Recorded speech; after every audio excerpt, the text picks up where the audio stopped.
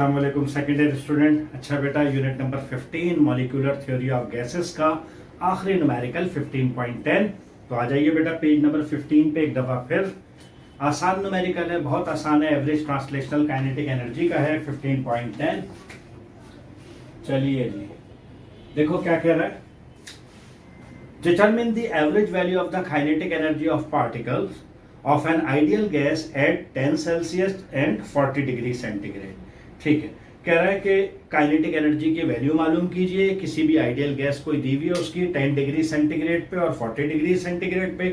उसके बाद B part में कह रहा है व्हाट इज काइनेटिक एनर्जी पर मोल, और फिर ये आपने पर पार्टिकल मालूम करनी है। उसके बाद कह रहा है कि पर मोल भी मालूम करें। तो बहुत ही आसान है बेटे, अभी करते हैं। दो टेम्परेचर दिए हुए हैं, T1 कह दीजिए, ये 10 डिग्री सेंटीग्रेड दिया हुआ है, दूसरा टेम्परेचर दिया हुआ है 40 डिग्री सेंटीग्रेड। ठीक है जनाब, सबसे पहले तो इसे केल्विन में कन्वर्ट कीजिए, है ना। तो ये हमारे पास हो जाएगा 293 केल्विन, नहीं सॉरी 283, 273 प्लस कर देंगे बेटा 283 केल्विन हो गया। इसमें भी बेटा 273 प्लस कर देंगे तो ये हो जाएगा 313 केल्विन।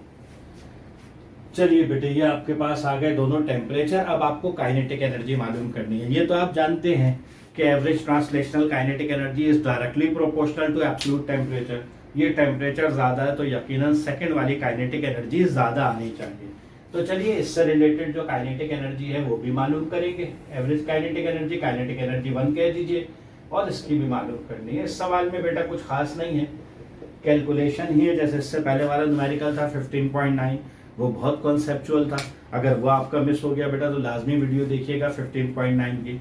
इसमें कुछ ऐसा नहीं है, इसमें सिर्फ कैलकुलेशन है, बता देता हूँ। अच्छा, एवरेज काइनेटिक एनर्जी का फॉर्मूला पर पार्टिकल मालूम कर रहे हैं तो 3/2 kT। 3/2 भी कांस्टेंट है, के आपको गिवन है बेटा। अगर ये आप पहली मालूम कर रहे हैं तो यहाँ पे 283 रख दीजिए। अगर आप दूसरी मालूम कर रहे हैं 313 रख दीजिए।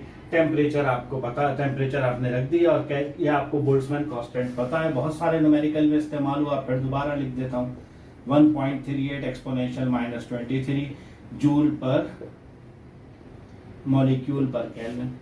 तो सिर्फ कैलकुलेशन आप करेंगे बेटा इन सब की वैल्यू रख के, तो आपके पास आ जाएगा 5.86 एक्सपोनेंशियल -21 जूल। और जब आप दूसरी काइनेटिक एनर्जी बेटा मालूम करोगे, बुक में जो जवाब दिए हुए हैं वो बिल्कुल सही दिए हुए हैं। जब दूसरी मालूम करोगे बेटा तो ये आपके पास आ जाएगी 6.48 एक्सपोनेंशियल -21 जूल। तो इसमें कोई भी ऐसी चीज नहीं है जो आपको परेशान करे, सिर्फ वैल्यूज रख के कैलकुलेट करना है। बात क्या मुझे समझानी है, जब बी पार्ट में आप आते हैं तो बी पार्ट में कह रहा है ये तो आपने पर पार्टिकल मालूम की है, पर मोल मालूम कीजिए। उसके दो तरीके हैं बेटा, इसी डेटा के अंदर इसी टेम्परेचर में पर मोल मालूम करनी है। तो कैसे करेंगे, देखो दो तरीके हैं। या तो आप मोलर कांस्टेंट ले लो, average kinetic energy is equal to 3/2 RT। R की वैल्यू आप जानते हैं 8.314 जूल पर मोल पर केल्विन। तो या तो आप ये वाला फॉर्मूला इस्तेमाल कर लें, वरना आप ये भी कर सकते हैं जो आपने इसकी वैल्यू निकाली है। देखिए रिलेशन क्या है, मोलर और जो बोल्ट्जमैन कांस्टेंट है, मॉलिक्यूलर कांस्टेंट है, उन दोनों में रिलेशन क्या है, K is equal to R/Na, Avogadro's number.